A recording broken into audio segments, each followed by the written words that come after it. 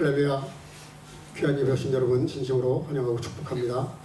또 부득이해서 영상으로 예배하시는 분들도 환영하고 축복합니다. 우리 옆 사람과 인사합시다. 잘 오셨습니다. 예배 승리합시다. 네, 하나님은 영이시니 예배하는 자가 성령과 진리로 예배할지니라 하셨습니다. 이제 여러분 모두를 성부와 성자와 성령 이름으로 진심으로 예배 초대합니다. 다 같이 신앙과 가심으로 주의를 시작하겠습니다. 전능하사 천지를 만드신 하나님 아버지를 내가 믿사오며 그 외아들 우리 주 예수 그리스도를 믿사오니 이는 성령으로 잉태하사 동정녀 마리아에게 나시고 본디오 빌라도에게 고난을 받으사 십자가에 못 박혀 죽으시고 장사한 지 사흘 만에 죽은 자 가운데서 다시 살아나시며 하늘에 오르사 전능하신 하나님 우편에 앉아 계시다가 저리로서 산자와 죽은 자를 심판하려 오시리라. 성령을 믿사오며 거룩한 공예와 성도가 서로 교통하는 것과 죄를 사하여 주시는 것과 몸이 다시 사는 것과 영원히 사는 것을 믿사옵나이다. 아멘. 자리에 앉으시고 시간에 찬양 감독님이 나와서 찬양 인도하시고 정원희 권사님이 오늘 대표해서 도와주시겠습니다.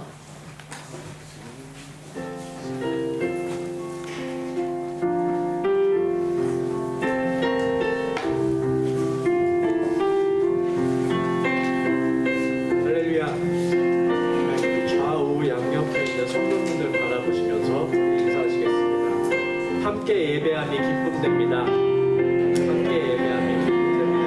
함께 예배함이 기쁨됩니다. 우리 이 시간에 전심으로 주의 말씀 받은 그날 찬양하시겠습니다. 아멘. 주의 말씀 받은 그날 참 기쁘고 복되도다. 이 기쁜 마음 못 이겨서 온 세상에 전하노라. 기쁜 날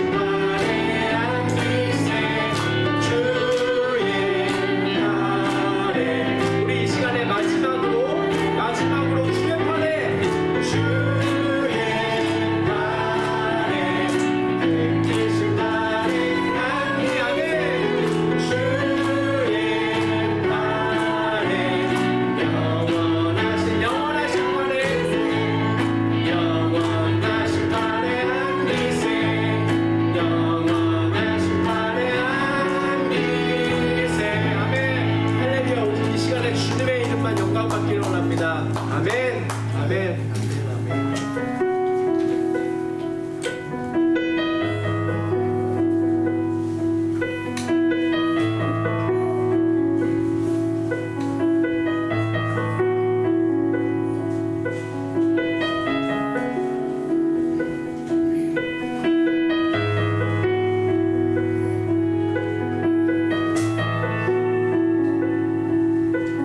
내게로부터 눈을 들어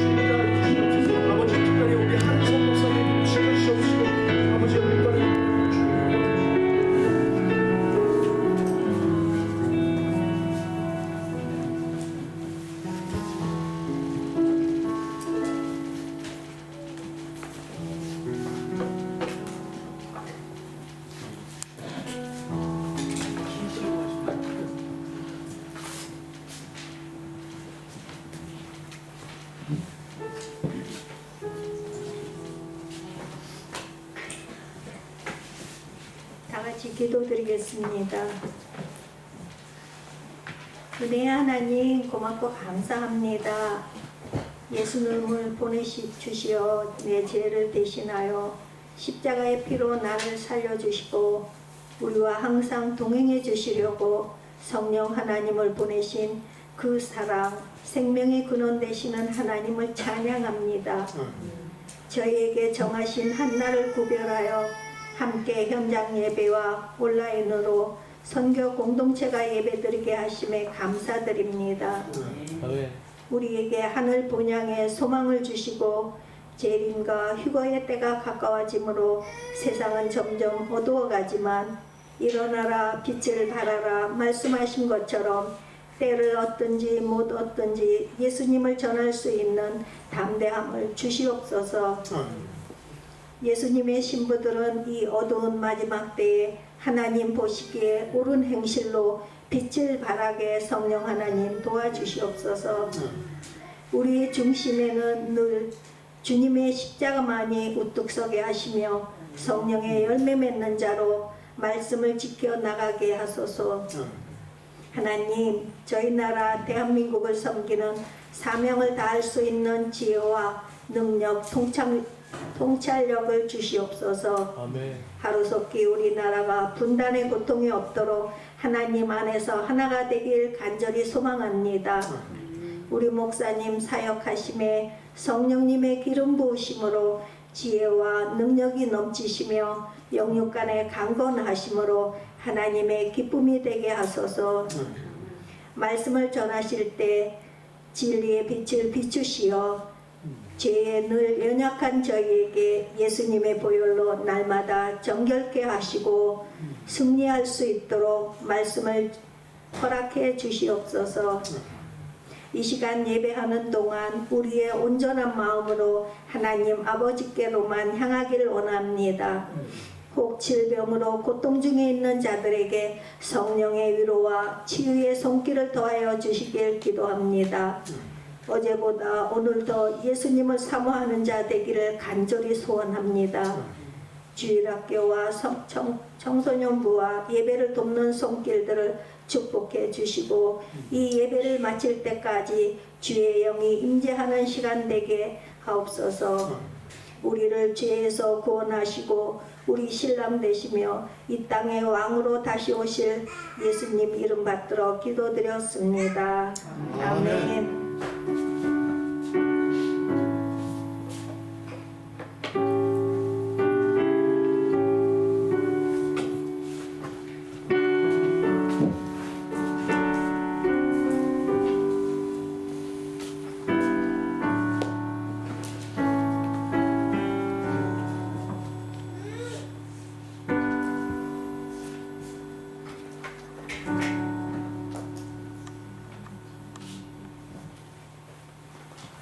네, 오늘 우리에게 주시는 하나님의 말씀 시편 19편 1절에서 14절입니다. 오늘은 제가 한 절 읽고 여러분들 다 같이 읽으시고 교독을 하도록 하겠습니다. 제가 먼저 1절을 보겠습니다. 하늘이 하나님의 영광을 선포하고 궁창이 그 손으로 하신 일을 나타내는도다. 언어가 없고 들리는 소리도 없으나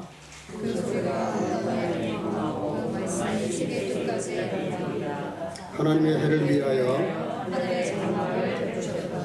해는 그 방에서 나오는 신랑과 같고 그 길을 달리기 기뻐하는 장사 같아서 하늘이 끝에서 나와서 하늘 저끝까지 이르느니며 그 오기에서 피하여 숨은 자 없도다. 여호와의 율법은 완전하여 영혼을 소송케 하고 여호와의 증거는 확실하여 우둔한 자로 지혜롭게 하며 여호와의 교훈은 정직하여 마음을 기쁘게 하고 여호와의 계명은 순결하여 눈을 밝게 하도다. 여호와를 경외하는 도는 정결하여 영혼까지 이루고 여호와의 규례는 확실하여 다 의로우니 많은 정보보다 더 성실할 것이며 꿀과 기비보다 더 달다. 또 주의 종이 이로 경계를 받고 이를 지킴으로 상이 크니이다. 자기 영혼을 능히 깨달은 자는 우리요 나를 숨은 혼에서 벗어나게 하소서. 또 주의 종으로 보험죄를 짓지 말게 하사 그 죄가 나를 주장치 못하게 하소서. 그리하시면 내가 정직하여 큰 죄가에서 벗어나겠나이다. 나의 간절이시오 나의 도속자이신 여호와 내일의 날과 자리에 앉으시고 시간은 박세린 자매님 나와서 우리를 대표해서 하나님께 영광의 찬송으로 영광 드리겠습니다.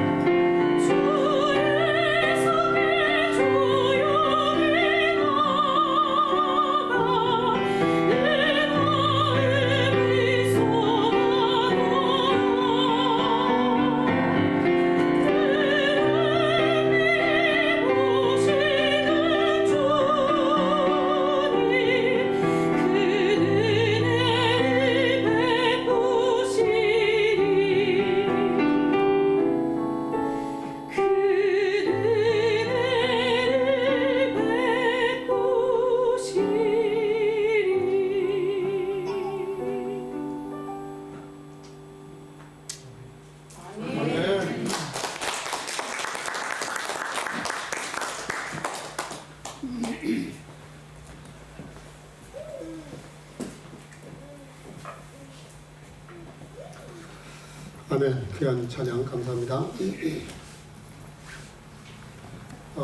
어떤 교회에 새로운 성도가 하나 왔는데 워낙 열심히 얼마나 잘 섬기는지 기존에 있는 교인들보다 훨씬 더 잘 섬기고 겸손하고 참 신앙생활을 모범적으로 잘 했다고 합니다.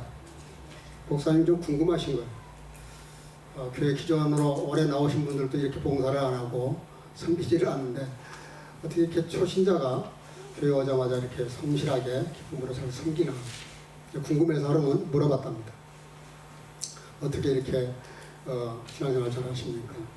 근데 그 물어보기 전에 목사님이 좀 그분과 면담하면서 처음에 왔을 때 이분이 뭐 대학에 과학 분야 교수라는 걸 알았어요. 그러니까 이제 좀 엘리트여서 그런가 이런 느낌도 있었지만 어쨌든 물어봤답니다. 어떻게 이렇게 초신자 교회 오자마자 이렇게 잘 섬길 수가 있습니까? 뭐 헌금 생활도 얼마나 모범적으로 잘하고 다 모든 게 완벽한 거예요. 물었더니 그분이 이렇게 얘기하더래요. 보통 일반적으로 이 과학을 공부하는 사람들은 신학과 이렇게 늘 스스로에게 충돌을 일으키는데 이분은 워낙 그렇게 잘 받아들이니까 물어본 거예요. 그랬더니 이분이 이런 대답을 했습니다. 제가 교회로 올 때는 저 문에 들어올 때 과학이라는 책을 내려놓고 들어옵니다. 그리고 제가 직장을 갈 때는 성경책을 밖에 놔두고 그냥 들어갑니다. 목사님의 처음에 이게 무슨 말인지는 몰라가지고 자세히 물었답니다. 이게 무슨 뜻입니까? 제가 교회 와가지고 말씀을 들을 때 과학적인 관점으로 들으면은 자기가 이렇게 좀 충돌이 일어난다는 거예요. 직장에 가가지고 성경 말씀대로 하려고 그러면은 역시 또 충돌이 일어난다는 거예요. 그러니까 속 편하게 교회 올 때는 과학책을 내려놓고 또 직장 갔을 때는 성경책을 내려놓고 그리고 이렇게 일을 하면 충돌할 거 없이 마음 편하게 교회도 잘 섬길 수 있고 직장생활도 잘 할 수 있다. 목사님이 그러십니까? 이렇게 같이 호응을 했지만 집에 오면서 영 마음이 씁쓸한 거예요. 이거는 여러분들 생각은 어떨지 모르겠어요. 신앙 세계는 그렇지 않습니다. 또 이 세상에 이렇게 보면 영적 세계가 있고 정신과 육체의 세계가 있는데 장로교에서는 정신과 육체를 하나로 봅니다. 육체라고 봅니다. 그것까지 묶어서. 그리고 영이 있어요. 그래서 이분설을 말하고 어떤 또 교단에서는 영과 정신과 혼, 그래서 육체, 3분설을 말하는 것도 있는데 그게 중요한 건 아니고요. 어쨌든 우리가 그 영적 세계와 육신의 세계가 분리되어서 따로따로 한다는 것은 비성경적입니다. 직장에 갈 때 당연히 성경책 들고 들어가야 되고 교회 오실 때 당연히 과학책 가지고 들어오셔야 됩니다. 이건 충돌하는 그런 사이가 아니고요. 질서의 문제고 순서의 문제입니다. 과학이 영적 세계를 대항을 하거나 그걸 반론을 물론 뭐 반론 처리할 수 있겠죠. 그러나 부딪힐 일이 아니라 과학 위에 정신세계가 있고 정신세계 위에 영적 세계가 있는 거니까 이 질서의 문제지 이거는 충돌할 필요가 없어요. 과학을 가지고 종교를 이해할 수도 없고 또 그러나 영적 세계는 과학을 충분히 이해할 수 있습니다. 그래서 이거는 질서의 문제지 충돌의 세계가 아니다. 참된 그리스도인들은 신앙 가지고 과학도 해야 되고 공부도 해야 되고 생활도 해야 됩니다. 그렇게 이것이 하나로 가야지 이게 분리해서 따로 한다는 것은 그거는 삶 따로 신앙 따로라는 얘기니까 대단히 비성서적입니다. 마음 편하기 위해서 내가 원하는 것을 추구하는 것 물론 그거는 뭐 누구나 자연스럽게 하는 것입니다만은 그런 마음을 가지게 되면 신앙생활을 하기가 어려워지게 되고 성장하기 어렵습니다. 부딪히는 문제를 말씀으로 풀어야 됩니다. 그래서 하나님께서 역사적으로 보면 하나님께서 열심히 자신을 알리시려고 해요.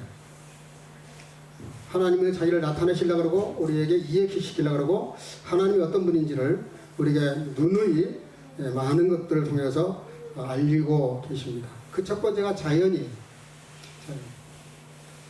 우리 자연을 보면 볼수록 신비하잖아요. 어떻게 이렇게 많은 종의 식물과 동물과 식물이 있는지 또 이 우주를 우리가 이해할 때 지구는 정말 어마어마하게 작은 겁니다. 전 우주를 놓고 보면은 지구는 아무것도 아니에요. 그런 세계를 놓고 우리가 생각해 보면 이게 자연이 생겼다는 것은 정말 비논리적이에요. 이거는 누군가가 만든 사람이 있으니까 존재하는 거고 존재가 있다는 말은 창조자가 있다는 뜻입니다. 존 칼빈은 그런 말을 했어요. 우리에게는 두 가지 책이 있다. 하나는 자연이라는 책과 하나는 말씀이라는 책이 있다. 이 두 책만 가지면 우리는 하나님에 대해서, 역사에 대해서, 시대에 대해서 모든 세계를 알 수 있다. 그렇게 가르친 적이 있습니다. 그리고 음악 세계에서도 그렇죠. 핸델이 메시아를 썼고 멘델스존이 엘리야를 썼는데 하이든이 천지창조를 작곡을 했습니다. 이번에 정말 기도 많이 하면서 말씀을 묵상하면서 1부, 2부, 3부 이렇게 나눠서 혼돈의 세계와 창조의 세계와 그리고 아담과 하와에 대한 하나님께 영광을 돌리는 그런 걸 이렇게 작곡을 했는데, 이분이 1798년 한 후자기 야외 정원에서 이렇게 초연됐을 때 많은 사람들이 벌떡 일어나가지고 하나님을 찬양했다 그래요. 그 내용이 뭐냐면 빛이 있으라 하시니 빛이 있었더라. 이 내용이 나오자마자 모든 사람들이 기립을 해가지고 하나님을, 하늘을 향해서 하나님께 영광 그렇게 외쳤다고 합니다. 무슨 얘기냐면 이분이 정말 성경을 깊이 이해하고 기도하는 가운데 곡을 쓰다 보니까 사람들의 감동이 와 닿았던 것이죠. 그게 무슨 얘기하려고 그러냐면 하나님은 여러 가지 방법을 통해서 하나님을 알리시려고 그래요. 우리가 무슨 제품 하나 만들면 홍보 영상을 만들잖아요. 유명한 배우들을 데려다가 영상을 만들어요. 그걸 제품을 알리려고 그러는 거거든요. 근데 사실은 하나님은 훨씬 더 많은 다양하게 자신을 알리시려고 하셨습니다. 예를 들면 사건으로 이렇게 코로나 팬데믹이 이걸 통해서 정말 절대자의 존재에 대해서 우리가 더 실감을 해요. 인간의 한계를 느낍니다. 사람이 어쩔 수 없는, 어떻게 해볼 수가 없는, 초창기 때 이게 나왔을 때, 백신이 없었을 때 정말 온 세계가 얼마나 황당했어요. 근데 이렇게 허무하게 인류가 무너질 수 있을까? 이게 도대체 무슨 반란인가? 무슨 부조화인가? 도저히 이해할 수 없어서 얼마나 많은 사람들이 공포에 떨었습니까? 역사에 보면 이런 일들이 몇 번 있었죠. 그뿐만 아니라 성경에 나타난 많은 인물들, 아브라함이나 이삭이나 야곱이나 또 모세나 여호수아나 사무엘, 다니엘, 많은 사람들 통해서 하나님이 그들을 통해서 하나님 살아계심을 드러내셨어요. 하나님이 그의 일생을 통해서 그들의 삶을 통해서 하나님이 내가 함께하고 이런 일이 있다는 것을, 기적적인 일들을 많이 보여주셨습니다. 예를 들어서 아브라함 같은 경우, 롯은 아브라함을 쫓아갔지만 아브라함은 하나님의 말씀을 쫓아갔다. 그 결과가 어떤 거였는가? 믿음으로 산다는 게 뭔가를 보여줬어요. 그 믿음으로 살았을 때 그 믿음의 대상이 누굽니까? 하나님이잖아요. 하나님을 믿고 살 때 어떤 결과를 주는지에 대해서 보여주고, 이삭을 통해서는 양보하고 인내하고 온유한 삶을 믿음으로 살았을 때 하나님이 어떤 결과를 가져다 주시는지도 보여주시고, 야곱을 통해서는 장자의 명분이 얼마나 중요한가, 올인을 하잖아요. 올인을 했는데 그 야곱의 삶이 얼마나 멋진 삶으로 마무리하는지를 보게 됩니다. 이스라엘 건국의 기초가 되죠. 다윗은 하나님 마음에 들게 산다는 게 뭔지, 그렇게 살면 어떻게 축복하시는지, 죄를 지었을 때 어떻게 해야 되는 건지, 또 회개했을 때 하나님이 어떤 복을 주시는지 너무나 많은 하나님의 역사를 보여주지요. 다니엘도 마찬가지입니다. 이방 나라 포로로 잡혀갔지만 음식 문화 하나를 극복하기 위해서 뜻을 정하고 우상의 제물을 먹지 않다가 결국은 그가 그 나라의 총리가 되고, 왕이 3번 바뀌는데 바뀌지 않는 총리 자리를 유지하는 전대미문의 정말 있을 수 없는 일들이 다니엘을 통해서 보여주신다. 다 이게 뭡니까? 하나님이 함께 하심으로 드러난 사건들입니다. 이게 뭐냐면 이들을 통해서 하나님이 자신을 알리시기를 원하시는 거예요. 이게 다 뭡니까? 하나님은 많은 성경의 사건들을 통해서 하나님이 어떤 분이라는 것을 구구절절 말씀을 하십니다. 40명의 저자들, 선지자들을 통해서 늘 하늘의 뜻을 전하셨어요. 그리고 그것이 묶어놓은 책이 성경책입니다. 이 책이 무슨 책이에요? 하나님에 대한 책입니다. 성경을 읽으면 하나님이 어떤 분인지를 알 수가 있어요. 그러니까 나를 알리기 위해서, 한 존재를 알리기 위해서 이렇게 66권이라고 하는 엄청난 책의 분량을 써서 알린 존재가 누가 있어요? 아무도 없어요. 유일하게 하나님은 그렇게 하셨습니다. 왜 그러셨을까요? 우리가 그만큼 하나님을 아는 일에 게으르고 우둔하고 잘 모른다는 뜻입니다. 내가 아는 하나님이 결코 다가 아니거든요. 끊임없이 우리가 기도하고 예배드리고 말씀을 읽고 하는 이유가 너무너무나 우리가 모르는 게 많기 때문에, 하나님에 대해서 너무 이해도가 낮기 때문에 우리가 이것을 계속하는 것이고, 안다고 해도 앞에 그 과학자처럼 삶 따로 신앙 따로니까 완전히 이거는 뭐 신앙하고 상관이 없이 신앙생활을 하면서 나는 신앙이 좋은 줄로 착각을 또 하기도 한단 말이에요. 근데 그걸 깨우치기 위해서 우리에게 끊임없이 이렇게 여러 가지 방법을 통해서 말씀을 하시죠. 그것도 안 되니까 하나님이 직접 이 땅에 오신 것이 성탄절입니다. 그걸로도 십자가 사건을 통해서, 부활 사건을 통해서도 안 되니까 또 오신 분이 누구예요? 하나님이세요. 성령 하나님. 자, 그러니까 하나님이 우리 인간을 구원하시고 하나님을 알리시고 우리가 하나님 말씀대로 살기를 원하셔서 하신 일이 얼마나 많은가. 오늘 본문은 다윗이 이런 부분에 대해서 계시를 받아 기록한 책입니다. 그게 뭐냐면 본문 2절 4절, 날은 날에게 말하고 밤은 밤에게 지식을 전하니 언어가 없고 들리는 소리도 없으나 그 소리가 온 땅에 통하며 그 말씀의 세계 끝까지 이르도다. 날과 밤을 의인화해서 시적인 표현을 했습니다. 정말 멋있는 시라고 생각해요. 정말 멋있는 표현입니다. 날은 날에게 말하고 밤은 밤에게 전한다. 음악하는 사람은 음악을 통해서 음악을 전하죠. 사업하는 사람은 사업을 통해서 사업의 속성을 전합니다. 예술을 하는 사람들은 그 예술을 통해서 그 예술의 세계를 계속 전달을 해요. 부모는 자녀를 통해서 후손을 계속 이렇게 펼쳐가면서 그 내용들을 전합니다. 학생들은 공부를 통해서. 그러니까 모든 사람들이 자기가 하는 일들을 계속 이렇게 전하는 거예요. 인격도 마찬가지입니다. 이렇게 늘 긍정적이고 감사하고 기뻐하게 사는 사람은 그걸 또 다른 사람에게 전해요. 전가가 됩니다. 그러면 그걸 받은 사람이, 용서받은 사람이 또 다른 사람을 용서하고, 사랑받은 사람이 또 다른 사람을 사랑하고, 잘 섬기니까 섬김받은 사람이 또 섬기고, 내가 누군가에게 장학금을 줬더니 장학금 받은 사람이 또 다른 사람에게 장학금을 주고, 모든 세상은 흘러가게 돼 있어요. 연속성이 있고 영향을 미칩니다. 원망불평을 하니까, 한두 사람이 원망불평을 하니까 고라일당이 일어나가지고 난리가 나잖아요. 온 이스라엘은 난리가 나. 한두 사람이 불평을 했더니 많은 사람들이 불평을 합니다. 이게 다 연속성이 있고 영향력이 있어요. 여러분들, 내가 어떤 자리에서 어떻게 영향을 미치느냐 하는 것은 대단히 중요한데, 내가 누군가에게 덕을 베풀면 많은 사람들이 기쁘고 감사해요. 선을 베풀고 헌신하고 봉사하고, 우리 교회도 보면 정말 헌신적으로 헌신하는 분들이 너무 많아요. 정말 마음을 다해서 교회를 사랑하고 성도들을 사랑하니까 섬기는 마음이 막 마음에 불이 붙을 정도로 그렇게 합니다. 봉사를 통해서 공동체가 풍성해지는 거죠. 내가 누군가에게 은혜를 베풀면 그 은혜가 한 바퀴 뺑 돌아서 또 나에게 다시 옵니다. 세상은 순환의 법칙이라는 게 있습니다. 이게 얼마나 중요한지 몰라요. 지금 다윗은 그 얘기를 하고 있습니다. 밤이 밤에게 밤을 전달하고 낮은 낮에게 낮을 전달한다. 근데 우리가 보기에는 언어도 없고 들리는 소리도 없는데 이게 계속 전해지고 있다는 거예요. 그렇죠?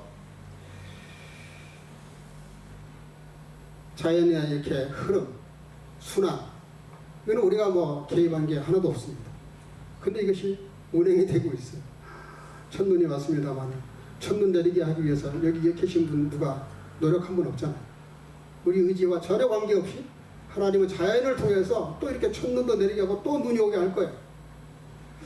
요즘 자연에 대한 관심도가 굉장히 높아지고 있습니다. 엘니뇨 현상이라든지 많은 지금 자연의 구조화 때문에 지금 생물학자나 과학자들은 굉장히 염려를 하고 있어요.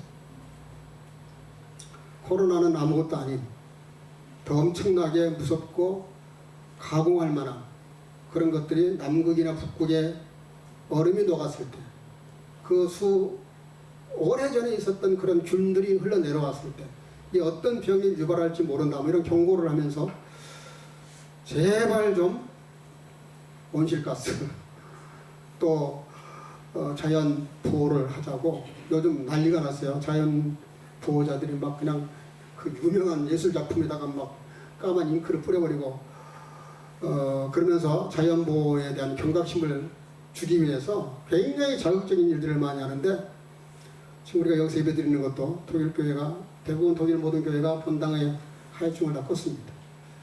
물론 이게 푸틴이 일으킨 전쟁 때문이기도 하지만 그렇지 않았어도 불필요한 걸 꺼야죠. 제 개인적인 얘기에서 미안하지만 저희 집도 전기를 아끼려고 지금 그 9유로짜리 바우하우스에서 파는 존넨 리히트가 있어요. 그걸 사가지고 낮에 레저브를 하면 밤에 그걸 킬 수 있습니다. 얼마든지 활동할 수 있을 만큼 환하게 비춰요. 그리고 우리가 뭐 이 현상이 이렇게 벌어지니까 이전에 무슨 이제 재앙이 닥치기 전에 사실 우리가 전략해야 되는 거거든요. 참 독일이 그때 9유로 가지고 온 지방을 돌아다니게 했던 건 정말 잘한 정책이고, 코로나 때문에 거의 온실가스가 30% 이상이 줄었다잖아요. 얼마나 이게 우리에게 주는 경고인지 몰라요. 그냥 이 자연을 통해서 하나님이 종종 상상할 수도 없는, 벌써 10년 다 돼가죠. 쓰나미. 그거 한번 흔들었더니 그때 뭐 거의 100만 넘게 사람이 죽었잖아요. 그 뭐 바다가 넘쳐서 육지를 쓸어보니 무슨 수로 그걸 막습니까? 무슨 방파제로 그걸 막을 수 있겠어요? 무슨 얘기 하려고 그러냐면, 하나님이 만드신 자연을 통해서 하나님이 계속 시그널을 주시는 거예요. 그런 재앙을 왜 주시겠어요? 성경이 기록합니다. 마지막 때가 되었고 주님 오실 때가 되면 그런 일들이 더 빈번해진다라고 기록해요. 우리가 정신 차리라는 거죠. 전략하고 더 검소하게 살고, 그리고 더 이렇게 자연을 보호하라는 것이죠. 그리고 그 자연을 통해서 이렇게 말합니다. 5절 6절 하나님의 해를 위하여 하늘에 장막을 베푸셨도다. 해는 그 방에서 나오는 신랑과 같고 그 길을 달리기 기뻐하는 장사 같아서 하늘 이 끝에서 나와서 하늘 저 끝까지 운행하며 그 온기에서 피하여 숨은 자가 없도다. 재미있는 표현을 많이 했습니다. 해가 나오는 것이 마치 신랑 신부가 결혼하고 이렇게 잠을 잔다면 신랑이 아침에 기분 좋게 나오는 것 같은 것을 해가 떠오르는 것으로 묘사를 했어요. 이런 얘기가 다 무슨 얘기냐면, 이 자연을 통해서 하나님이 충분히 나타내셨다는 거예요. 구원에 이를 만큼은 아니지만 하나님의 존재를 보이셨다는 것이죠. 로마서 1장 20절 창세로부터 그의 보이지 아니하는 것들 곧 그의 영원하신 능력과 신성이 그 만드신 만물에 분명히 보여 알게 되나니 그러므로 저희가 핑계치 못할지. 안 믿는 사람들도 왜 나를 지옥 보냈습니까? 핑계 못한다는 겁니다. 자연을 통해서 충분히 하나님을 믿도록 자극을 했음에도 불구하고 그걸 거부하고 무시했기 때문에 그 죄를 묻는다는 얘기죠. 두 번째는 하나님께서 자연을 통해서 드러내는 것이 한계가 있으셔서 할 수 없이 특별 계시 하나님의 말씀을 우리에게 주셨습니다. 이 성경을 우리에게 주신 거예요. 본문 7절 8절 여호와의 율법은 완전하여 영혼을 소송케 하고 여호와의 증거는 확실하여 우둔한 자로 지롭게 하며 여호와의 교훈은 정직하여 마음을 기쁘게 하고 하나님의 계명은 순결하여 눈을 밝게 하도다. 10절까지 읽어야 되는데 간단히 읽었습니다. 여러분, 이 내용을 요약하면 무슨 얘기가 되냐면은 몇 가지 단어가 나오는데 율법, 증거, 교훈, 계명, 도, 규례 이런 말이 나옵니다. 이게 다 무슨 얘기냐면 율법, 토라, 계제죄를 말해요. 독일말로 계제죄. 우리 영어를 이것은 소송케 한다 그랬어요. 증거, 에두트인데 초이그니스라는 단어를 씁니다. 우둔한 자를 지혜롭게 한다. 교훈은 뭐냐? 피구딤, 베펠레인데 우리의 마음을 정직하게 해서 기쁘게 한다. 계명은 미추아라는 말인데 게보테라는 말입니다. 이거는 우리를 순결하게 만들고 신령한 세계를 보도록 조명을 하는 겁니다. 하나님의 도는 프로시트인데 두려움. 이 두려움 때문에 우리의 영혼을 보존시킨다는 거예요. 그리고 규례는 레시테. 이게 진리에 우리를 거하게 인도하신다라고 설명을 하고 있습니다. 그러니까 지금 말씀드리는 율법이나 증거나 교훈, 계명, 도나 규례는 이것이 있으면 우리의 영혼을 완벽하게 거듭나게 해서 인도하시고 안전하게 거하게 하시고 기쁨과 소망을 넘치게 하신다. 그런 뜻입니다. 그래서 하나님의 말씀은 이 땅에 그 어떤 것보다도 완벽해요. 믿을만하고 정직하고 순결하고 정결하고 확실한 진리라고 설명합니다. 이 말씀이 임하면 어떤 일이 벌어지느냐? 저와 여러분들의 영혼을 크게 소성을 시켜요. 신선하게 만들어 주고 리셋을 시킵니다. 모든 걸 다 없애고 새롭게 시작하는 일들을 주세요. 지혜롭게 하고 우리의 마음을 기쁘게 하고 눈을 밝게 하고, 근데 이것이 영혼에서 우리의 삶을 의롭게 이끌어 가신다라고 본문은 설명하고 있습니다.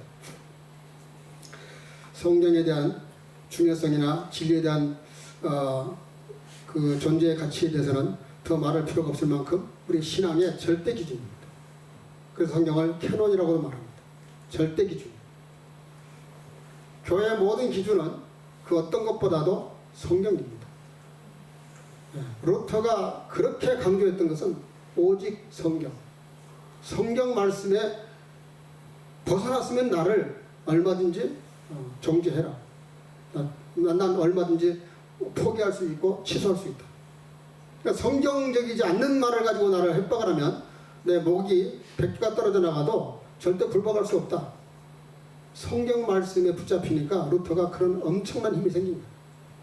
초대교회 성도들이 순교하면서도 결코 예수님을 부인하지 않았던 것은 부인할래야 부인할 수 없었던 말씀 때문에 그런 거예요. 말씀 때문에. 여러분들의 삶 속에서 말씀이 그런 힘이 있기를 주 이름으로 축복합니다. 이 말씀이야말로 우리의 가장 큰 무기고 가장 큰 지혜고 자산입니다. 그 1871년 10월 8일 날 미국 시카고에 엄청난 화재가 발생했답니다. 시내 대부분이 다 불타버릴 정도였어요. 엄청난 화재가 일어나는데 그때 무디 목사님이 목회하던 교회도 다 타버렸어요. 기자가 무디 목사님께 인터뷰를 요청했습니다. 목사님, 평소에 설교하실 때 하나님을 잘 믿으면 영혼이 구원받을 뿐만 아니라 우리가 삶도 보존하셔서 사고도 없게 하고 병도 안 들게 하고 복을 많이 받는다고 설교를 하셨는데 이게 뭡니까 도대체? 하나님 살아계신 겁니까? 목사님이 증거하신 말씀은 다 어디 갔습니까? 그때 목사님이 아무 대답을 안 하시고 침묵으로 계시니까 또 물었답니다. 당장 목사님 교회가 불타버렸는데 어떻게 예배 드릴 겁니까? 혹시 목사님 교회 지을 돈이 있습니까? 그 돈은 불타지 않았습니까?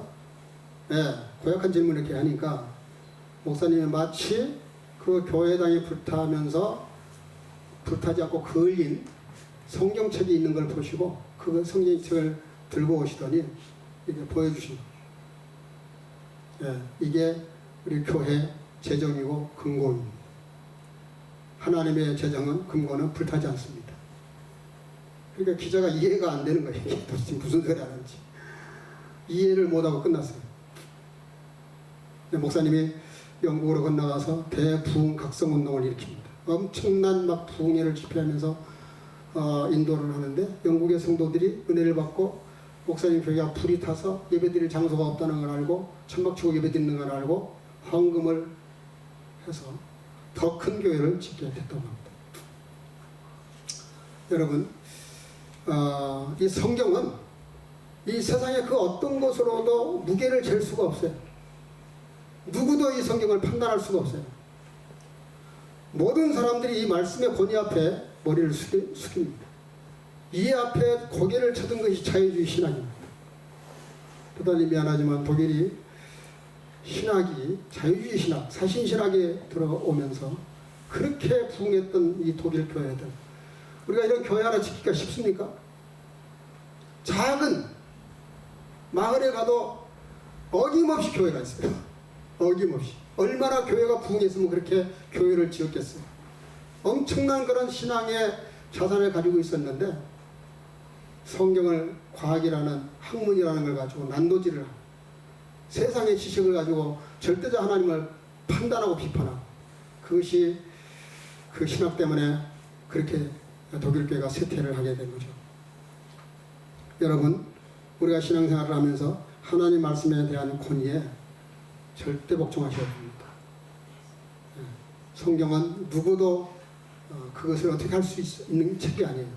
하나님의 계시를 받아서 40명이 넘는 사람들이 1600년 동안이나 기록했음에도 불구하고 하나도 틀리지 않냐고 그 영적인 흐름이 창세기부터 요한계시록까지 정말 무슨 구슬 깨듯이 얼마나 정말 정교하게 말씀이 기록되는지 몰라요. 여러분들이 세상의 책을 1000권 만권 읽는 것보다 성경책 한 번 읽는 게 낫습니다. 섹스피어는 그걸 말했어요. 시편의 한 구절이 내가 쓴 모든 문학작품보다 능하다, 더 지혜롭다, 그렇게 성경을 말을 하죠. 그래서 보면 10절에 이렇게 말합니다. 금 곧 많은 정금보다 더 사모할 것이며 꿀과 송이꿀보다 더 달도다. 이해가 되십니까? 하나님 말씀은 어떤 것보다도 표현할 방법이 없으니까 정금, 세상에서 제일 가치 있다고 말하는, 변질되지 않는다고 말하는, 영원하다고 말하는 금에다가 표현을 했어요. 사람들이 그렇게 밤잠 안 자가면서 사업하고 돈 벌려고 하잖아요. 그러는 것처럼 하나님 말씀을 좀 그렇게 좀 말씀에 대한 열정을 좀 가지고 말씀을 좀 대하라는 거예요. 송이꿀을 먹을 때처럼 그렇게 좀 맛있게 먹으라는 거예요. 송이꿀은 요리할 필요가 없잖아요. 꿀 자체가 그냥 꿀이잖아요. 그게 무슨 요리가 필요해요? 무슨 설교가 필요하겠냐고. 말씀을 읽으시면 돼요. 성경을 읽으시면 이게 송이꿀이에요. 저는 고등학교 2학년 때 그 체험을 했어요. 성경을 한여름에 엄청나게 더운데 그냥 읽기도 더운데도 한 번 성경에 빠져버리니까 성경 읽는 게 그렇게 기쁘고 즐겁고 눈이 확 바뀌어버린 거예요. 온 세상을 보는 이 내 시각이 바뀌어버린 거예요. 그렇게 아름다울 수가 없고 신비할 수가 없고 나뭇잎 하나 흔들리는데도 거기 하나님의 숨결이 보이고 누가 한번 믿으라 마라 할 필요가 없어요. 성경을 읽고 은혜를 받으니까 그 감동, 감격, 누구도 뺏어갈 수 없는 그 은혜가 차고 넘칩니다.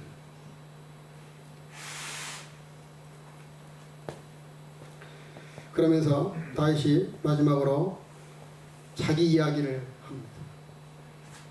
그 자유를 통해서, 말씀을 통해서 이렇게 나에게 보여주셨는데 그 보여주신 하나님에 대해서 다윗이 갑자기 급 다운이 돼요.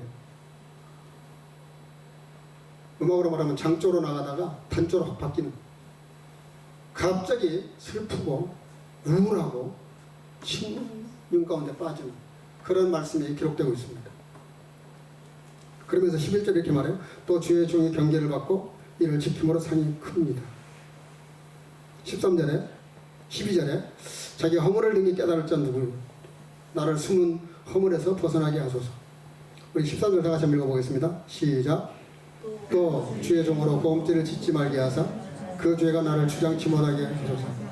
그리하시면 내가 정직하여 큰 죄가에서 벗어나겠나이다. 아멘. 여기 보니까 예수 그리스도를 향해서 주라고 말씀하시고 구원의 주라고 말씀을 하시는데 여기 보니까 능히 자기의 허물을 깨달을 자가 누구냐, 나를 나의 숨은 허물에서 벗어나게 하소서, 이런 말을 합니다. 아무도 자기 죄가 있음에도 불구하고 그 죄를 깨닫지를 못한다는 거예요. 여러분, 내 양심이라는 거울이 있습니다. 양심으로도 충분히 죄를 깨달을 수 있긴 해요. 근데 바울은 다윗은 뭐라고 말하냐면 나의 숨은 허물에서 벗어나게 하소서. 숨은 허물. 숨어있다는 말은 보지 못한다는 뜻입니다. 여러분들이 그냥 양심의 법으로 깨닫는 죄는 그건 아무것도 아닙니다. 정말 진짜 우리 죄를 찾아내려고 하는 영혼의 죄는 하나님의 말씀과 성령의 도우심이 없이는 자기 죄를 확실히 깨달을 수 없어요. 일반적인 윤리 도덕적인 죄가 아니라 영혼의 죄를 말하는 거예요. 성경이 말씀하는 죄를 말합니다. 죄, 하말티아. 타켓트가 있는데 화살이 빗나가 버린 거. 그거를 하말티아라고 해요. 그러니까 윤리 도덕적인 죄를 포함해서 엄청나게 많은 하나님의 뜻에서 벗어난 모든 삶과 생각과 언어가 다 죄입니다. 그 죄를 규정하기 위해서 624가지가 넘는 법을 만들었어요. 624가지 법에서 또 규례를 만들었어요. 수천 가지, 수만 가지. 그 죄에 안 걸릴 사람이 아무도 없습니다. 근데 우리는 그냥 내 양심의 법 하나 가지고 자기가 자기를 판단하는데 어림도 없는 거예요. 여러분들 거울 앞에 서기 전에는 자기 얼굴을 자기가 볼 수가 없습니다. 성경이라는 거울 앞에 서야 비로소 죄가 깨달아지는데 지금 다윗이 그걸 지금 경험하고 있는 거예요. 그 엄청난 하나님의 자연과 진리의 말씀 가운데 자기를 딱 비치니까 자기가 너무나 많은 큰 죄인이라 보지 못하는 죄도 있는 거예요. 그래서 이런 말을 합니다. 숨은 허물에서 나를 구해달라. 13절은 고범죄를 범치 않게 해달라. 고범죄. 독일말이 이렇게 말했습니다. 베바레 아우프 다이넨 크네히트 후아덴 슈톨젠.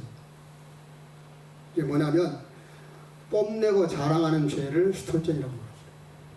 자랑하는 거. 자기 자신에 대해서 자부심이 넘치는 사람. 그러니까 세상세계에서는 좋은 성격 중에 하나입니다. 성경에서는 철저히 경계를 합니다. 자기가 자기를 자랑하는 순간 자기 허물이 감춰버리는 거예요. 숨어버리는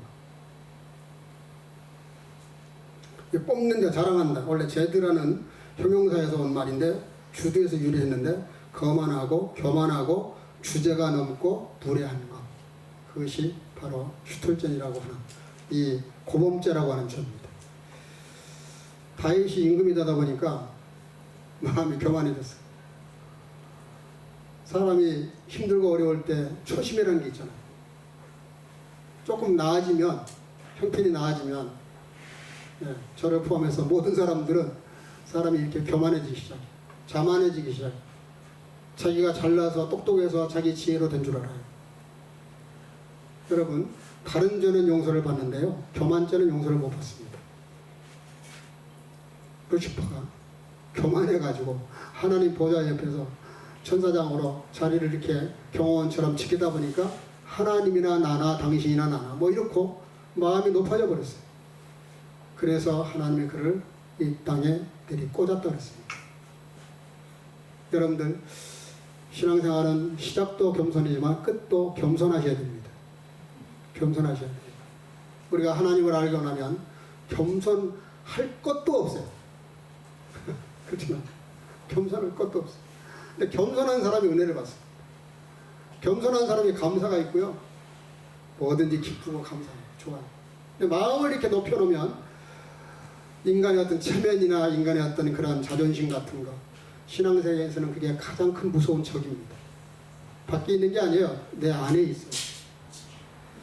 그래서 바울사도는 자기를 매일 친다 그랬어요. 매일 자기를 죽인다 그랬어요. 교만하지 않으려고, 자만하지 않으려고. 그래도 안 되니까 하나님이 육체에 가시를 주셨어요. 잘 아셔야 됩니다, 여러분. 우리가 스스로 겸손하지 못하면 하나님이 겸손하게 만들 때 되게 아프고요, 힘들어요. 그래서 겸손하셔야 돼요. 오늘 다윗이 그 고백을 하고 있는 거예요. 마지막 결론이 뭐냐면 14절인데 우리 다 같이 한번 읽어보겠습니다. 시작. 나의 반석이시여 나의 구속자이신 여호와여, 내 입의 말과 마음의 묵상이 주의 앞에 연락되기를 원하나이다. 입술의 말은 드러난 것이시고요, 마음의 묵상은 드러나지 않은 것입니다. 우리 마음속에 드러나지 않는 마음이 있고요, 드러난 입술의 말이 있어요.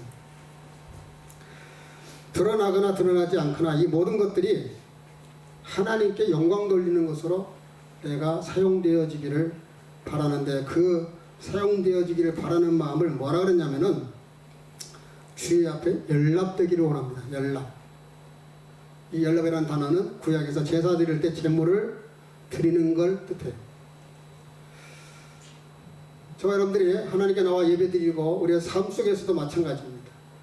주님 앞에 내 삶이, 내 기도가, 내 언어가, 나의 모든 행동이 연락되어져야 돼요. 연락되어지기를 지금 다윗은 간절히 소망하고 있는, 그 연락되기를 원하는 게 뭡니까? 자기의 허물, 드러난 죄와 드러나지 않는 허물까지 이거 낱낱이 밝혀져서 하나님 앞에 그대로 연락되어지기를 바란다라고 고백을 합니다. 그러면서 다윗은 자기가 자기에게 있는 허물과 죄를 자기 스스로 해결할 방법이 없다는 걸 알았어요. 그래서 주님을 찾는 겁니다. 주님이 나의 허물과 죄를 사해 주옵소서. 오실 메시아를 바라보고 고백을 해요. 정말 위대한 왕이죠. 왜? 겸손하기 때문에. 자기의 실존에 대해서 적나라하게 정말 말로 다 표현할 수 없는 너절한 자기를 봤기 때문에, 그래서 하나님 앞에 기가 팍 죽어가지고 겸손하게 아뢰입니다. 내가 왕으로서 당당하지만 그러나 주님 앞에 섰을 때는 한없이 초라하니까. 오래전에 우리 교회 와서 특송을 했던 그 윤삼일 집사라고, 제가 이렇게 앉아 있었는데 그때 여호와는 나의 목자신이 불렀던 걸로 기억이 나요. 참 요즘 대단한 친구죠. 근데 제가 보니까 앞에 두 손을 딱 모으고 찬양을 부르는데 손이 파들파들 떨더라고. 그래서 나중에 여기서 밥을 먹을 때 물어봤어요. 아니, 당신 같은 그 대가가 그 앞에 나와서 찬양하는데 이렇게 바들바들 떠냐, 어린 무슨 애처럼. 그랬더니 목사님, 자기가 아무리 많은 전 세계 사람들을 놓고 노래를 불러도 저희는 안 떨린다는 거예요. 자신만만하다는 거예요. 근데 그날 제가 저기 섰던 것은 하나님 앞에 드리는 찬양이었지 않습니까? 하나님 앞에 서니까 너무 떨린다. 여러분들, 뭔가를 하는 사람들을 보면은 정신일도 뭔가가 있어요. 생각이 달라. 하나님의 성전에 몇 사람 되지 않는 앞에서 찬송을 부르지만 손이 바들바들 떨면서 노래를 부르는 그 마음이 귀한 겁니다. 되지도 못하고 된 줄로 알면 하나님이 얼마나 가짜게 보시겠어요. 그래서 늘 겸손해야 돼. 다윗이 자신이 자신을 지킬 수 없다는 것을 고백하는 거예요. 왕임에도 불구하고. 그러면서 나의 생각, 입술에 나오는 말, 마음속에 있는 모든 묵상들 다 주님께 연락되기를 원한다. 그러면서 나의 반석이시오 구속자이신 여호와여 라고 부릅니다. Hear mine first and mine eliezer. 여기 반석이라는 말, 펠스라는 말, 히브리 말로 추루라고 하는 말인데요. 이 추루라는 말을 고린도전서 10장 4절에 이렇게 해석하고 있습니다. 다 같은 신령한 음료를 마셨으니 이는 저희를 따르는 신령한 반석으로부터 마셨으며 그 반석은 곧 그리스도시라. 다윗은 예수 오실 메시아를 향해서 자기의 죄를 사해달라고, 자기 영혼을 구원해달라고 기도하고 있습니다. 사랑하는 성도님들, 마지막 결론입니다. 우리가 마음의 묵상과 입술의 열매가 주께 연락되기를 소원하면서 바울 사도는 로마서 12장 1, 2절 이렇게 말해요. 그러므로 형제들아, 내가 하나님의 모든 자비하심으로 너희를 권하노니 너희 몸을 하나님이 기뻐하시는 거룩한 산제사로 드리라. 이는 너희의 드릴 영적 예배니라.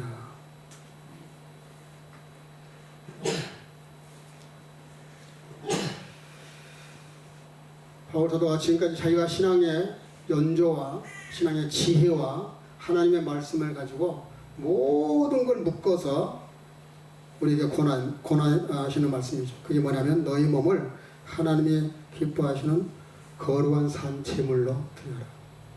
제물은 죽어야 제물이죠. 산채로 드리는 제물을 보십니다. 완벽하게 죽여야 제물이 됩니다. 흠이 없는데 죽어야 제물이 됩니다. 흠이 있어서 죽는 것은 자기 죄 때문에 죽는 거고, 흠이 없는데 죽는 것이 제물입니다. 우리가 주님 앞에 나와서 예물을 드릴 때도 마찬가지. 11조를 드리던, 선교 예물을 드리던, 감사의 예물을 드리던 그런 정신으로 드리셔야 됩니다. 우리가 비록 이렇게 오늘 여기 와서 예배를 드리지만 어제도 집사님 한 분이 와서 한 3시간 정도 걸려서 이 세팅을 한 걸로 알아요. 다 성물입니다. 우리가 보기에는 하찮게 보이고 하도 오래 써서 벌써 한 20년 된 것 같아요. 이렇게 보이지만 이거 다 성물이에요. 조심하게 다뤄야 됩니다. 그거는 무슨 영상이나 음향이나 이런 그런 뜻이 아니에요. 교회에 있는 모든 물건은 다 성물입니다. 이 줄 하나를 다룰 때도 조심해서 다뤄야 됩니다. 왜냐하면 하나님의 성물이기 때문에. 그런 정신이 필요해요. 지금 다윗이 우리에게 말씀하는 것은 너희 몸을 하나님 앞에 산제사로 드려라. 산제사. 산제사가 뭡니까? 그 재물이 살아있다는 뜻이에요. 그게 뭐예요? 완벽하게 죽었기 때문에 살아있는 재물이에요. 죽다가 말았으면 그건 산재물이 아닙니다. 정말 살아있는 생생한 재물이 되고 완벽한 재물이 되려고 그러면 완벽하게 죽어야 돼요. 저와 여러분들이 기도해야 됩니다. 교회 나와서 하나님 앞에 나를 완벽하게 죽이는 훈련을 하셔야 돼요. 그리고 영이 살아서 영으로 말씀을 따라서 정말 두렵고 떨리는 마음으로 섬길 때 하나님은 우리의 입술의 말과 마음의 묵상을 받으셔서 저와 여러분을 사하시고 하나님의 사람으로 살아가도록 우리에게 더 큰 성령의 능력을 부어 주실 것입니다. 저와 여러분들이 그 은혜가 넘치시기를 주 이름으로 축복합니다. 기도하겠습니다. 우리 다 같이 통성 한번 기도하겠습니다. 오늘 말씀을 놓고 기도합시다. 하나님, 내가 아직도 산재물이 못된 거 있으면 용서하시고 산재물 되도록 나를 완벽히 죽이게 도와주시고 고음죄를 짓지 않게 하시고 오직 하나님께만 구원이 있음을 믿고 주님께 의탁하면서 말씀대로 살아갈 수 있는 힘을 달라고 기도하시길 바라고요. 영에 기도하시면서 나라와 민족을 위해서 또 코로나와 전쟁 종식을 위해서 특별히 기도해 주시기를 바랍니다. 또 코스를 위해서도 기도해 주시면 좋겠습니다. 성도로 다 같이 기도하겠습니다. 기도하십시오. 사랑과 은혜가 충만하신 아버지의 은혜를 감사합니다. 오늘도 주 앞에 나와서 이번에 귀한 시간에 아버지 말씀을 통해서 이 세상의 자연을 통하여 하나님의 진리의 말씀을 통하여 또 아버지 하나님 참으로 스스로의 이 모든 것들에 반응하면서 죄를 고백하고 회개하면서 하나님 앞에 꽂드렸던 다윗의 그 아름다운 마음을 아버지 하나님 나도 주님 앞에 그런 마음으로 살아갈 수 있도록 은혜를 입혀주시기를 원합니다. 아버지 하나님의 이 땅에 많은 자연과 사건들을 통해서 이미 하나님의 살아계시고 이 세상을 운행하시고 창조하시고 다스리시고 이 세상을 운행하신 걸 다 보여주셨고 아버지 하나님도 말씀을 통해서 우리에게 충분히 우리에게 보여주시고 아버지 그 보여주신 그 하나님 앞에 그 계시의 말씀 앞에 우리가 교만하지 않게 하시고 더욱더 겸손하게 자신의 죄를 회개하고 부족함을 고백하면서 아버지 하나님 온전한 마음으로 주님 앞에 설 수 있도록 산 제물로 주님 앞에 바쳐줄 수 있도록 역사하시고 함께 하시기를 원합니다. 또 아버지 하나님의 저희 나라 민족을 불쌍히 여겨주시고 이 마지막 때에 제사장의 나라 거룩한 백성으로 쓰임받아야 되고 선교왕국으로 쓰임받아야 되고 아버지 하나님 저희 민족을 축복해 주시고 또 아버지 하나님의 코로나와 전쟁을 속히 끝날 수 있도록 은혜를 베풀어 주셔서 아버지 하나님 이 땅에 다시 한번 평화의 시간이 올 수 있도록 여호와여 근로하시고 남편으로 역사하시기를 코스를 위해서 기도합니다. 아버지 하나님 여러분 코스가 준비된 분이 있어 하나님께서 성령으로 기름 부어주셔서 유럽 선교와 유럽 지역 사람 아버지 하나님께서 코로나에게 큰 하나님의 은혜를 끼치는 시간 될 수 있도록 역사하시고 함께 하시기를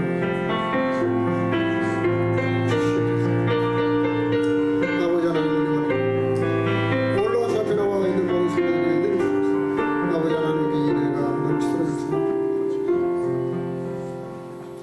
사랑과 은혜가 충만하신 아버지 이 세상에 나타난 모든 자연과 또 아버지 말씀을 통해서 우리에게 충분히 보여주셨고 그걸로도 안 되니 예수님 이 땅에 오셨고 그걸로도 안 된다고 생각하니 성령님까지 보내주셔서 우리와 함께 하시는 아버지 하나님 우리가 그 주님을 깊이 영으로 깨닫고 알고 그래서 느껴서 아버지 나의 모든 허물과 죄를 용서를 구하며 주 앞에 다시 한번 새롭게 설 수 있는 온 성교가족으로 축복해 주시기를 간절히 소원하옵고 예수님의 이름으로 기도하옵나이다. 아멘. 오늘은 앞으로 이제 헌금 시스템을 좀 바꾸겠습니다. 코로나가 이렇게 큰 위험하지 않는 상태로 왔으니까 평소에 우리가 옛날에 했던 것처럼 헌금 요원이 앞으로 좀 나와주십시오. 헌금 이렇게 돌려서 헌금을 하도록 그렇게 하겠습니다. 찬송 부르면서 헌금을 하도록 그렇게 하겠습니다. 찬송가 40장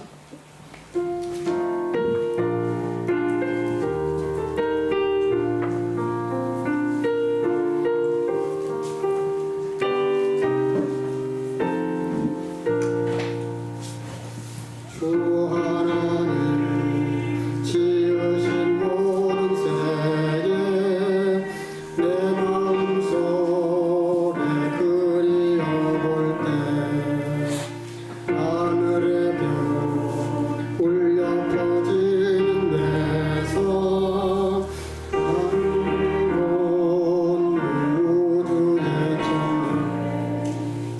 주님의 높고 위대하심을 내 영혼이 찬양하네.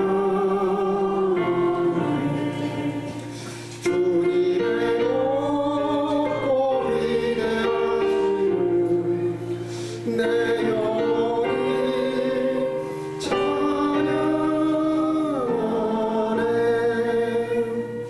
숲속이나 험한 산골짜기에서 찢어지는 저 새소리들과 고요하게 흐르는 시냇물은 주님의 솜씨 노래하도다. 주님의 높고 위대하심을 내 영혼이 찬양하네. 주님의 높고 위대하심을 내 영혼이 찬양하네. 좀 크게 부르겠습니다. 주 하나님 독생자 아낌없이 우리를 위해 보내주셨네. 십자가에 피 흘려 죽으신 주 내 모든 죄 구속하셨네. 주님의 높고 위대하심을 내 영혼이 찬양하네. 주님의 높고 위대하심을 내 영혼이 찬양하네. 내 주 예수 세상에 다시 올 때 저 천국으로 날 인도하네. 나경손이 엎드려 경배하며 영원히 주 찬양하리라. 주님의 높고 위대하심을 내 영혼이 찬양하네. 주님의 높고 위대하심을 내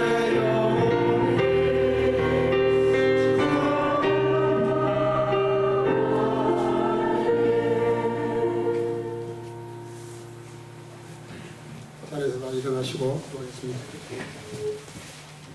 살아계신 아버지 하나님, 오늘도 거룩한 주일을 허락하시고 주님의 은혜와 사랑을 억만문지일이라도 깨달은 주의 자녀들이 주 앞에 나와 예배하면서 아버지 세상에서 소중하게 생각한다고 하는 제물을 통해서 주님께 영광을 드러낼 수 있도록 인도하신 아버지 하나님, 한 주일의 하루는 내 날이고 열의 하나는 내 것이라고 말씀하신 아버지 하나님, 어찌 일주일의 하루가 주님의 날이고 어찌 열의 하나가 하나님의 것이겠습니까? 열의 열이 다 주님의 것이고 모든 날들이 주님의 것이고 내 생명까지 다 주님의 것인데, 그러나 그 은혜를 깨닫고 감사하는 자들에게 열의 하나는 내 것이라고 내게 드리라고 말씀하신 말씀을 따라 11조를 드리는 성도들, 아버지 저들의 영혼을 축복하시고 생업에 축복하시고 학문에 축복하시고 모든 하는 일마다 축복을 하셔서 스스로 부유하고 많은 사람들을 부유하게 하고도 부유한 인생을 살아가도록 넘치는 복으로 채워주시기를 원하고, 또 아버지 하나님의 감사가 신앙의 끝이라고 말씀하셨는데 그냥 일반적인 사건으로 받아들이지 아니하고 감사를 헤아려서 주 앞에 감사의 예물을 드리는 성도들, 더 큰 감사의 문을 열어주시기를 원하고, 아버지 추원한 영혼들에게 말씀을 증거하고 복음을 전하며 선교하기 위해서 아버지 하나님 선교 헌금과 구제 헌금과 또 각종 특정한 제목을 위해서 예물을 드리는 모든 성도를 축복하셔서 하늘의 별처럼 빛나는 복으로 채우시고 함께 하시기를 원하고, 아버지 하나님 주 앞에 나와 예배할 때 공수로 보이지 말라고 말씀하신 말씀을 따라서 나의 최선을 주 앞에 드리는 모든 주령을 드리는 성도들 함께 하셔서 연주가도 주님과 동행하며 승리케 하옵시고, 특별히 어린 생명들 예배드리는 모든 어린 생명들과 우리 청소년들에게 하나님께서 축복하셔서 이 땅에서도 잘되고 영원한 날에 크게 쓰임받는 일꾼들로 주께서 존귀하게 사용해 주시기를 간절히 소원하고, 저희들이 드리는 헌금을 받으시고 만복으로 채워 주옵소서. 예수님의 이름으로 간절히 축복하고 봉헌하며 기도하옵나이다. 아멘. 예, 몇 가지 안내 말씀을 좀 드리겠습니다. 네, 오늘 이렇게 많은 분들이 나와서 대면 예배 드려서 감사하고요. 또 영상으로 예배 드리는 부득이해서 드리는 분들이 또 몇 분 계시고요. 또 한국에서도 영상으로 드리는 우리 예말리게 성도들도 있습니다. 통화를 하다 보니까 영상으로 지금도 예배를 드린다는 분들이 몇 분 계시더라고요. 감사를 드립니다. 다음 주일은 에어스테이 어드벤트입니다. 첫 번 강림절입니다. 벌써 한 해가 다 갔다는 뜻이죠. 우리 기독교 개신교는 4주 전부터 이렇게 예수님 탄생을 기다리면서 기도하는 시간을 갖습니다. 첫 번 주일입니다. 그래서 기도하시길 바라고요. 다음 주일까지 지난주 광고했습니다. 각 부서 사업 및 재정 보고, 또 새해 사업 계획하고 예산을 편성하셔서 꼭 제출해 주시길 바랍니다. 우리 이렇게 서기 되신 우리 김계수 장로님, 부석이 되는 경원석 권사님 두 분 중에 한 분에게 꼭 제출해 주시기를 바랍니다. 제출을 안 하면 예산이 더 깎이는 수도 있습니다. 그러니까 꼭 예산을 세워주시기를 바라고 1년 동안 쓰신 것도 보고해 주시기를 바랍니다. 그리고 그 보고하시면서 가지고 계신 장부, 부서장들은 신물찬양 장로님에게 감사에게 제출하셔서 감사를 받아주시기를 바랍니다. 다음 주일은 예배 마치고 여전도회 총회로 모입니다. 결혼하신 모든 분들은 다 여전도회 회원이십니다. 그러니까 여전도회 회원들 전원 다 참석해 주시기를 바랍니다. 오늘 예배 후에 청년부 성경공부서 일모임은 없습니다. 앞으로 이렇게 번갈아 가면서 할 예정입니다. 한 번은 찬양으로만 세일 모임을 하고요. 또 한 번은 성경 말씀을 가지고 세일 모임을 하고 이렇게 하겠습니다. 두 개 다 했더니 너무 시간이 길어져서 3시, 4시에 끝나니까 배도 고프고 여격거가 있는 것 같아서 조금 조율을 했습니다. 그래서 오늘은 예배 끝나면 여기서 바로 찬양을 한 30분 하는 걸로推진합니다. 그 대신 그 전에 특별 간식을 우리 권사님들이 준비를 해주시는데 이렇게 돌아가시면서 그 간식을 먹고 찬양을 부르도록 하겠습니다. 그리고 지난주도 광고를 드렸는데 이제 12월 달 행사가 이렇게 쭉 나와 있습니다. 참고를 하시고 그때마다 광고를 다시 하겠습니다. 미리 여러분들이 기억하시고 이렇게 하시는데, 특별히 첫 번째는 소예산위원회, 두 번째는 전체 예산지지회, 그리고 24일 날 청년부 친목회, 25일 날 성탄절 예배와 주일 예배를 동시에 예배를 드리고, 성공영신 예배는 우리가 항상 영시 예배를 드렸는데 지금도 계속 고민이 됩니다.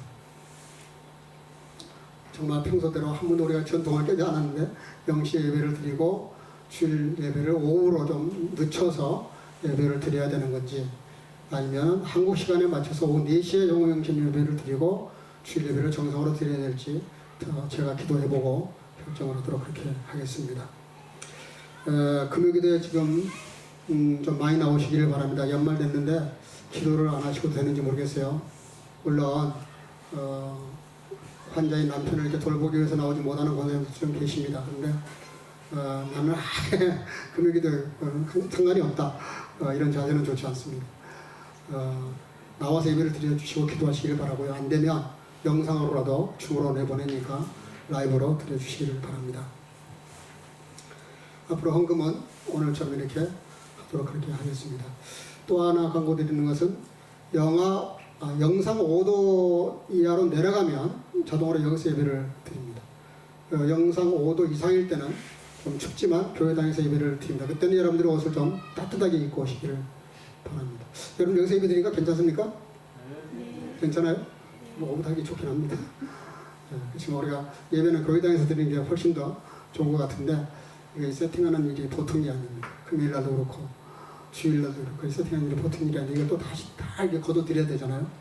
사실 교회당이 좀 더 나았습니다. 근데 그걸 떠나서 예배는 교회당에서 드리는 게 맞는데 일단 영상 5도 이상 넘어가면 교회당에서 이하면은 자동으로 자리에서 예배를 드리도록 하겠습니다. 우리 옆 사람과 더불어 인사합시다. 깨달은 대로 삽시다. 주 이름으로 사랑하고 축복합니다.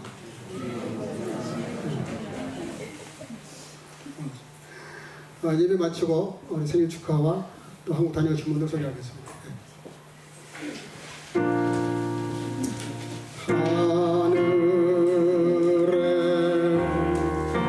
하늘에 계신 아버지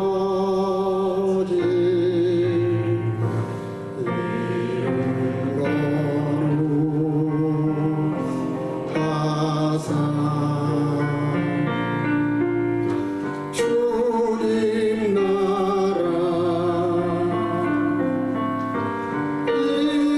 임하시고 뜻이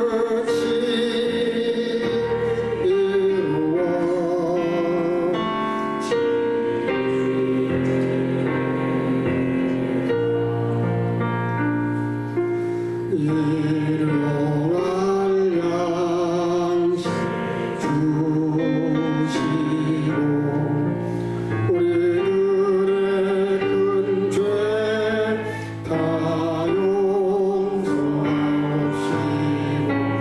또 시험에 들게 마시고 가만 안에서 구하소서.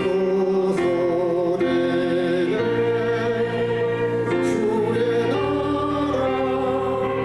주의 권세 주의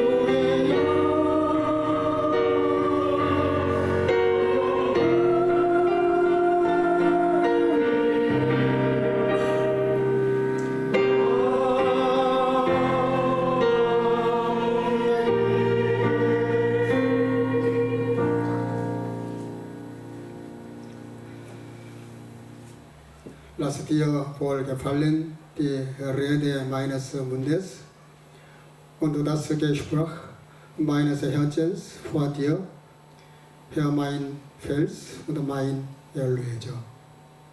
Die Gnade unseres Herrn Jesus Christus und die Liebe Gottes und die Gemeinschaft des Heiligen Geistes sei mit euch allen.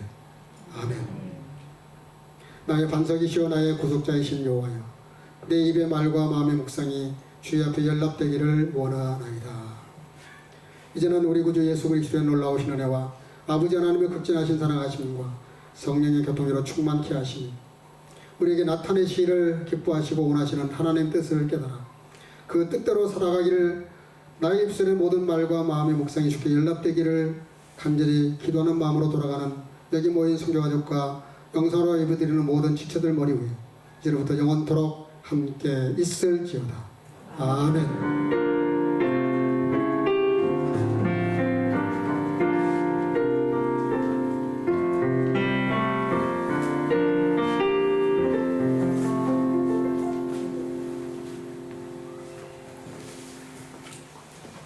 그만 자리에 앉으시고요.